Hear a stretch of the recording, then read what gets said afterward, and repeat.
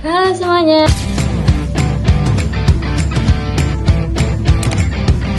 Perkenalkan, nama saya Aiki Sintan Pratiwi dengan NIM 8781995-9. Saya dari S1 PGSD. Hari ini saya akan mempresentasikan tugas 1 dari mata kuliah Pancasila.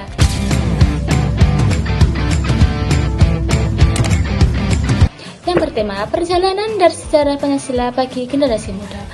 Pancasila tidak hadir begitu saja, melainkan melalui perjalanan sejarah yang panjang. Sejak sidang BPUPK, Piagam Jakarta hingga pengesahan dalam Undang-Undang 1945, para pendiri bangsa berjuang merumuskan dasar negara yang dapat menentukan seluruh rakyat Indonesia. Perjalanan ini kemudian berlanjut dalam konteks sejarah bangsa dari masa ke masa, seperti awal kemerdekaan, RIS, demokrasi, terpimpin Orde Baru, hingga reformasi. Perjalanan Pancasila dimulai pada tanggal 18 Agustus 1945 ketika PPKI menetapkan Undang-Undang Dasar 1945 dan Pancasila sebagai dasar negara. Pada masa awal kemerdekaan, Pancasila berfungsi sebagai perekat bangsa yang baru merdeka dan masih mencari bentuk pemerintah yang stabil. Namun, tantangan seperti pemberontakan dan konflik politik membuat penerapan nilai-nilai Pancasila belum maksimal. Tahun 1949, Indonesia berubah menjadi Republik Indonesia Serikat.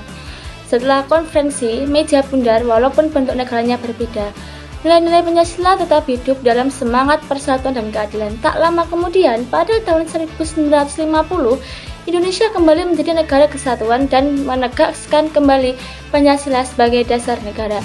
Selanjutnya, pada masa demokrasi terpimpin di bawah Presiden Soekarno, dikeluarkanlah Dekret Presiden 5 Juli 1959 yang mengembalikan Undang-Undang Dasar 1945.